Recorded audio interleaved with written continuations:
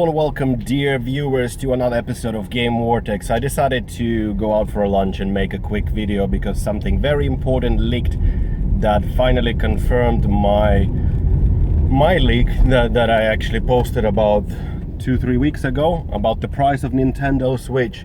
So Nintendo is gonna have this press conference on the 12th of January where they're gonna reveal pretty much everything about the Nintendo Switch. So who gives a shit? Toys R Us already saved them the trouble and leaked out the price. So I have the paper here with me, wherever the hell that is. Anyway, like I said, it was correct. $249 US, $249.99, 320 something Canadian dollars, 200 pounds in the UK, and 200 something euros basically as well. So that's the price, that's the official price. There's not going to be several SKUs with different amounts of memory or hardware. So if you were hoping for like premium version or anything like that, that's not going to happen. At least we don't know that yet, but I highly doubt it. Otherwise they would have leaked out everything. What does this price tells me? It tells me that it seems like it's actually cheaper than the Wii U, isn't it? What it tells me that it makes me a little bit scared of what is the hardware inside, because from what I think, it's a not powerful console, and this speculation just confirms it. I still gonna buy it, still gonna play it, but $249, there is no chance that that thing is gonna be anywhere near the power of PlayStation 4. I mean, we still have to see what Nvidia has cooked up there, because they were working. I was reading the interview with the CEO of Nvidia today. He was talking about the Switch and how they worked together to basically design the system. They had hundreds of engineers on both sides actually working together with Nintendo to design this specifically Tegra powered chip based on Pascal architecture, which is the same architecture that you're gonna find in the GTX 1080, 1070, 1060, basically the architecture, which probably make it quite powerful. I mean, the Tegra 1 that was based on Maxwell could do a 1 teraflop, and it was a pretty good chip, but that was 3 years ago. So it remains to be seen what exactly will they actually deliver.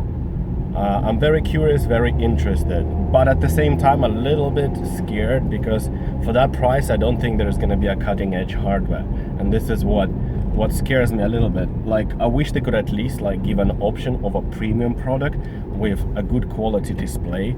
You know, like, as long as display is actually good. This is the first time they're using capacitive display, but I want it to be good in terms of vibrant colors and the quality. You know, when you look at a good display, you feel the quality and the premiumness of the product, and then you look at one of those knockoff Chinese phones that cost next to nothing, and you see the colors all kind of bleak and washed out. Like, this is something that I don't want to make sure that it's not flimsy as well, and it must be powerful, like more powerful than the Wii U, because if it isn't, they're fucked. They will have, the reason why I don't mind, I'm fine, because I will buy it for playing exclusive Nintendo games, because I already have the PS4 and Xbox One to play my other games. So what's the point of me to having another console that is just as powerful to play the same games? I'm fine with gaming at home on my TV, like Battlefield 1 and Titanfall and other games like that, Skyrim. But when I want to play, for example, exclusive games, I'm gonna take something from Nintendo's and take it on the go, because this is the kind of a tablet experience. I mean, as long as it can fucking output 1080p, that on the screen via docked mode, that should be, because it's scary that we are in 2017 soon when the console come out, and when the Microsoft and Sony is debating whether to go 4K, Nintendo is still thinking between 720 and 1080p.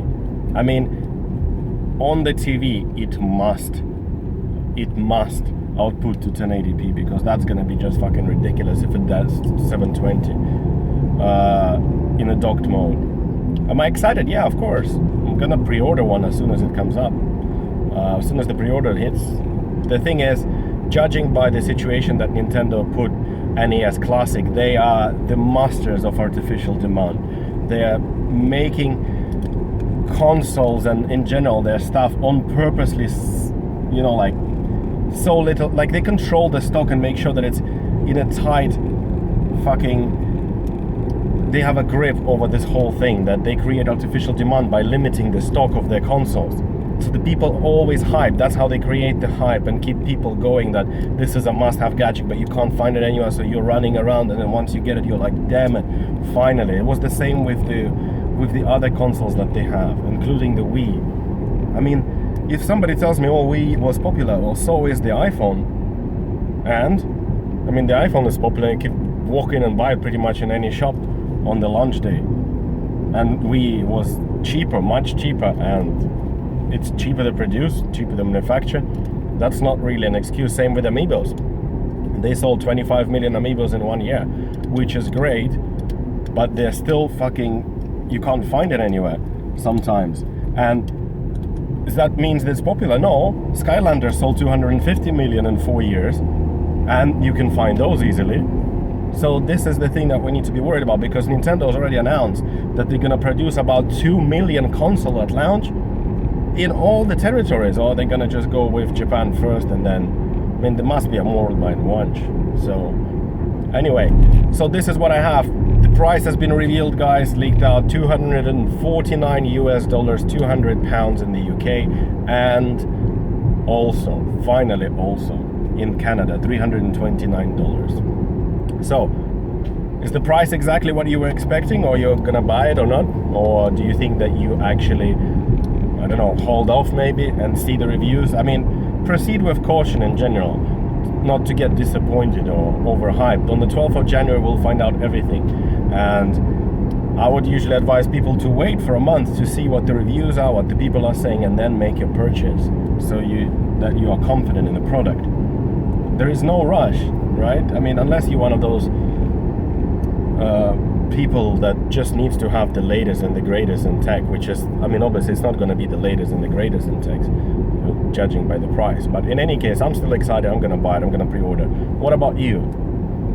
There we go for now.